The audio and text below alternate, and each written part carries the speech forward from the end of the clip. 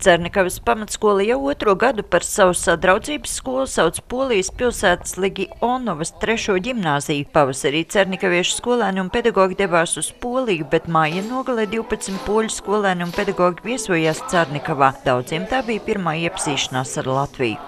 Karnikawa jest bardzo spokojnym miasteczkiem, prawie wiejskim.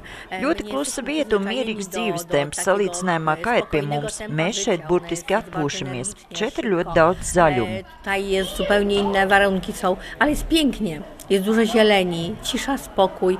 Wypoczywamy tu rewelacyjnie. Dienā, kad viesojamies Cernekavas pamatskolā, poļu delegācija iesaistīta dažādās radošajās darbnīcās. Vienā no tām viesi apgūst latviešu tautas dziesmas, bet vēl lielāks pārsteigums poļu pedagogiem ir tas, cik labi mūsu bērni prot apieties ar Adatu un Diegu, jo viņiem darbmācības stundu nesot. Tā gan nav vienīgā atšķirība mācību procesā starp Poliju un Latviju. Bardzo nam się podobały lekcje czytelnicze. U nas nie ma takich lekcji. Visvairāk mums patika jūsu lasīšanas stunda, kad bērni lasa un konspektē. To mēs arī gribam ieviest savā skolā, un vēl mums ļoti patika, kā bērni pavada starpbrīžus. Pārsteigums bijis arī nelielais bērnu skaits klasēs. Pedagogi no Polijas gan to nesauc par problēmu. Z mniejszymi klasami, ponieważ można tutaj wprowadzać różnego typu metody aktywizujące. Ar mazām klasēm strādāt ir labāk, jo var izmantot metodas, ko nevar izmantot lielās klasēs.